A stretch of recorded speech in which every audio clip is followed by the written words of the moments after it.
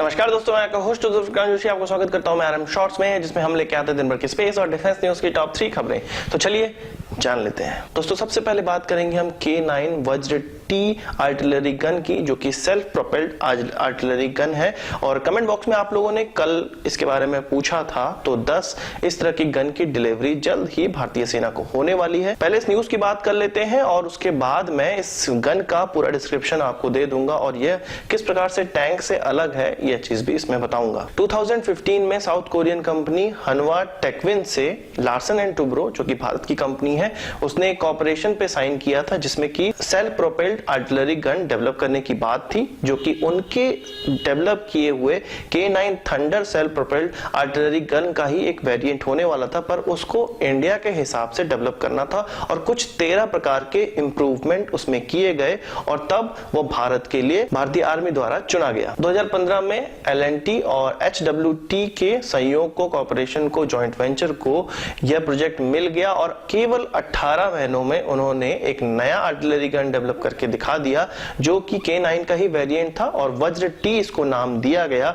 और भारतीय आर्मी ने इसको सेलेक्ट कर लिया, इसके प्रोटोटाइप को सेलेक्ट कर लिया और कहा गया कि 11 महीनों के अंतर्गत इसकी पहली डिलीवरी मिल जाएगी और कुल 42 महीनों में यह पूरे 100 आर्टिलरी गन भारत को मिल जाएंगे इन कंपनियों के द्वारा। यह पूरा कॉन्ट्रैक्ट 4600 करोड़ रुपए में साइन हुआ और इंडिया का यह फास्टेस्ट डिफेंस प्रोक्योरमेंट था। जब L&T ने इस वेरिएंट को 18 महीनों में डेवलप कर लिया था, तो L&T की तरफ से यह कहा गया था कि हमने यह करके दिखा दिया है कि 2 साल में हम कोई वेपन सिस्टम डेवलप कर सकते हैं। तो एक बेंचमार्क हमने बताया है, केवल 2 साल के अंतर्गत हम कोई भी वेपन सिस्टम डेवलप कर सकते हैं और इसके बाद अब इसकी डिलीवरी होने वाली है, जो कि अप्रैल में 2017 में कॉन्ट्रैक्ट साइन हुआ था और 11 महीने अब मार्च में लगभग पूरे हो गए उसको और अभी अप्रैल चल रहा है।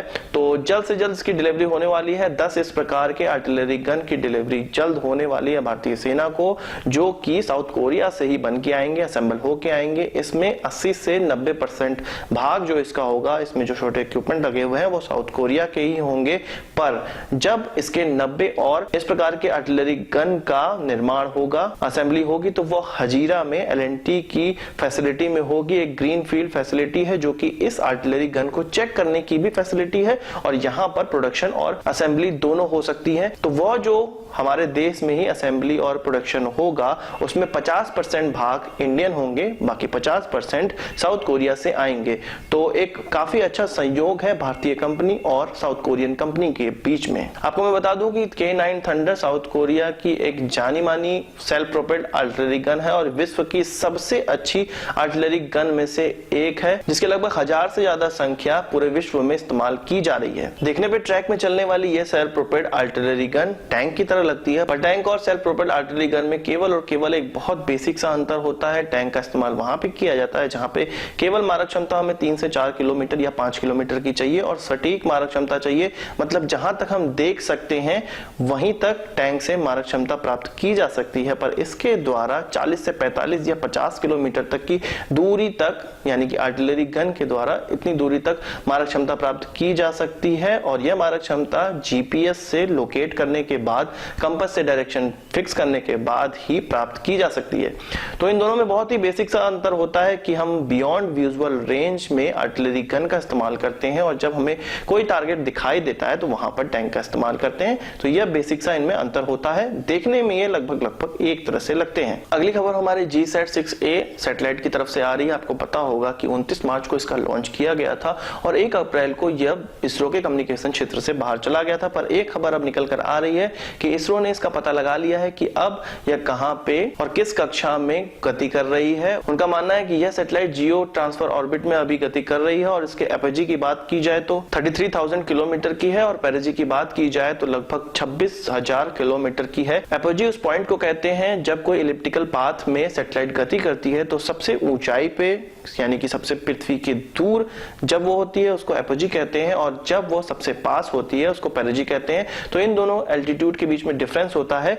यही एल्टीट्यूड अब इसरो को पता चल चुका है और इससे पहले हम कम्युनिकेशन जो स्थापित करने का प्रयास कर रहे थे वो अंधेरे में तीर मार रहे थे, मतलब पता नहीं चल रहा था कि कहां पर सैटेलाइट है, कहां से किस डायरेक्शन में हमें एंटीना रख के उससे कम्युनिकेशन स्थापित करना है। पर अब इसरो को यह पता चल चुका है तो एग्जैक्ट लोकेशन में यदि एंटीना रख के उससे संपर्क साधा जाए तो संपर्क भी सध सकता है, बशर्ते वहां पे कोई पावर फेल्योर ना हुआ हो। तो अभी के समय इसरो की 2 टीम बढ़ चुकी है, एक IRNSS-1I को लॉन्च करने में लगी हुई है और दूसरा इस सैटेलाइट से संपर्क साधने में लगी हुई है। इसरो का यह मानना है कि हमको इसमें कामयाबी मिल सकती है। तो आने वाले समय में हम लोग गुड विशेस देते हैं इसरो को इस लॉन्च के लिए भी, जो कि 12 अप्रैल को होने वाला है, और संपर्क साधने के लिए भी, जो कि इसरो जिस काम में लगा हुआ है। अगली खबर हमारी MKU और थेल्स कंपनी के संयोग को कॉपरेशन को लेकर आ रही है। दोनों के बीच में एक MOU साइन हुआ है जिसमें कि ऑप्ट्रॉनिक्स डिवाइसेस और F-90 असॉल्ट राइफल का भारत में ही निर्माण करने का एक MOU साइन हुआ है। MKU भारत की कंपनी है, एक कानपुर बेस्ड कंपनी है जिसका नाम है मुकेश कुमार उद्योग, शॉर्ट में MKU, काफी अच्छा लगता है। और थेल्स है फ्रांस की मल्टीनेशनल कंपनी जो कि एरोस्पेस और डिफेंस सेक्टर में काफी अच्छी मानी जाने वाली कंपनी है। तो दोनों के बीच में एक ऑपरेशन हो गया है। ऑप्ट्रॉनिक्स का डेवलपमेंट करेंगे, यानी कि नाइट विजन इसमें आते हैं, इसमें लेजर्स आती हैं, इस प्रकार के ऐसे डिवाइसेस जिसमें ऑप्टिकल और इलेक्ट्रॉनिक्स दोनों का मिश्रण होता है, इस प्रकार के डिवाइसेस दोनों ही कंपनियां कॉपरेशन में डेवलप करेंगी और उसका निर्माण भारत में ही, कानपुर में ही MKU के फैसिलिटी में होगा। इसके अलावा F-90 असॉल्ट राइफल का कार्बाइन वर्जन डेवलप किया जाएगा और उसका निर्माण भी MKU की फैसिलिटी में किया जाएगा और आने वाले समय में इसके एक्सपोर्ट का विचार भी कंपनियां कर रही हैं। यदि कोई बाहर के देश या इंडिया उनसे इस प्रकार के हथियार खरीदता है या कार्बाइन या असॉल्ट राइफल खरीदता है तो उनको मेड इन इंडिया प्रोडक्ट ही मिलेगा। तो आज की इस वीडियो के लिए बस इतना ही। आशा करता हूं आपको वीडियो पसंद आया। अगर आपको एक बड़ा थम्स अप जरूर देंगे। इस वीडियो से संबंधित कोई सवाल सुझाव तो कमेंट बॉक्स में जरूर लाइएगा और यदि आपने हमारे चैनल पर सब्सक्राइब नहीं किया उसे भी कर लीजिए, क्योंकि हम इस प्रकार की वीडियो लाते रहते हैं जो कि आपका स्पेस और डिफेंस ज्ञान बहुत ज्यादा बढ़ाने वाला है। नमस्कार, थैंक यू, जय हिंद।